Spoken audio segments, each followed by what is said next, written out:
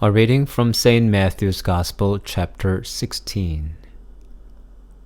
When Jesus came into the district of Caesarea Philippi, he asked his disciples, "Who do people say that the Son of Man is?" And they said, "Some say John the Baptist, but others Elijah, and still others Jeremiah or one of the prophets." He said to them, "But who do you say that I am?" Simon Peter answered, "You are the Christ, the Son of the living God." And Jesus answered him, "Blessed are you, Simon, son of Jonah, for flesh and blood has not revealed this to you, but my Father in heaven. And I tell you, you are Peter, and on this rock I will build my church, and the gates of Hades will not prevail against it. I will give you the keys of the kingdom of heaven, and whatever you bind on earth will be bound in heaven, and whatever you loose on earth will be loosed in heaven."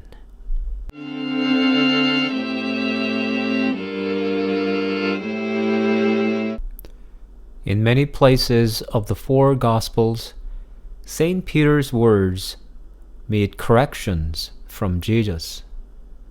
But today's Gospel passage is an exception. St. Peter confesses his faith in Jesus by correctly identifying Jesus as the Christ, the Son of the living God, while other people called Jesus with all wrong names. How does this happen? How did St. Peter have this insight? Jesus gives an explanation, saying, "For flesh and blood has not revealed this to you, but my Father in heaven." Then my question is, how did God reveal this truth to St. Peter? Before the Transfiguration, none of the four Gospels nor tradition gives any hint that Peter received any vision or heard voices about the true identity of Jesus. Then why did Jesus say God the Father revealed this to Peter? Was there an episode of revelation that is not written in the Gospels? Perhaps yes. But when we review the context of this Peter's confession, Jesus was asking what his disciples thought about him. Jesus was not checking or reminding of a previous event of revelation. He first asked what other people considered him. Then he asked who his disciples were regarding him. He was asking if they had any insight into his true identity. To this question, Peter told his thought, and Jesus confirmed Peter's insight. Then how did Peter reach this truth? This is the mystery of faith and knowledge.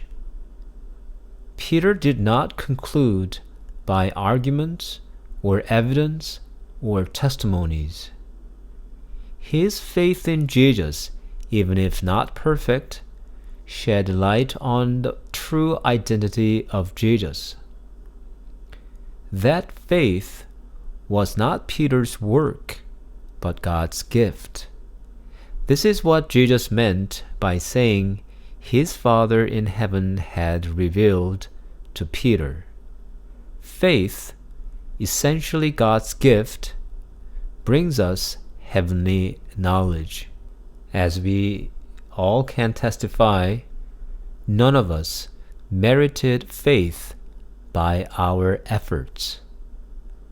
And without this gift of faith, none of the knowledge of faith could be understood. We can boast of God for his work in us, but not of our faith or knowledge. If we can confess Jesus as our Lord, it is God's generous gift.